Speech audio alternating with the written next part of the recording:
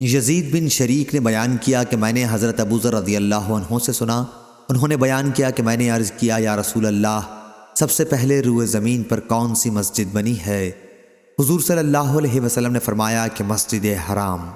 انہوں نے بیان کیا کہ پھر میں نے عرض کیا اور اس کے بعد؟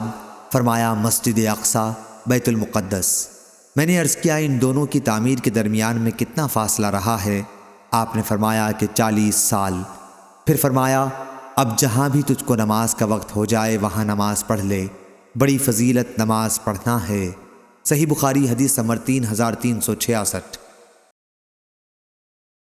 عبداللہ بن مسلمہ نے بیان کیا، ان سے امام مالک نے، ان سے مطلب کہ آزاد کردہ غلام عمرو بن ابی عمرو نے، اور ان سے حضرت انس بن مالک رضی اللہ عنہ نے کہ رسول اللہ صلی اللہ علیہ وسلم نے احد پہاڑ کو دیکھ کر فرمایا کہ یہ پہاڑ ہم سے محبت رکھتا ہے اور ہم اس سے محبت رکھتے ہیں۔ اے اللہ، حضرت ابراہیم علیہ السلام نے مکہ مکرمہ کو حرمت والا شہر قرار دیا تھا، اور میں مدینے کے 2 پتھریلے علاقے کے درمیانی علاقے کے حصے کو حرمت والا قرار دیتا ہوں۔ اس حدیث کو عبداللہ بن زید رضی اللہ عنہ نے بھی نبی کریم صلی اللہ علیہ وسلم سے روایت کیا ہے۔ صحیح بخاری حدیث نمبر 3367۔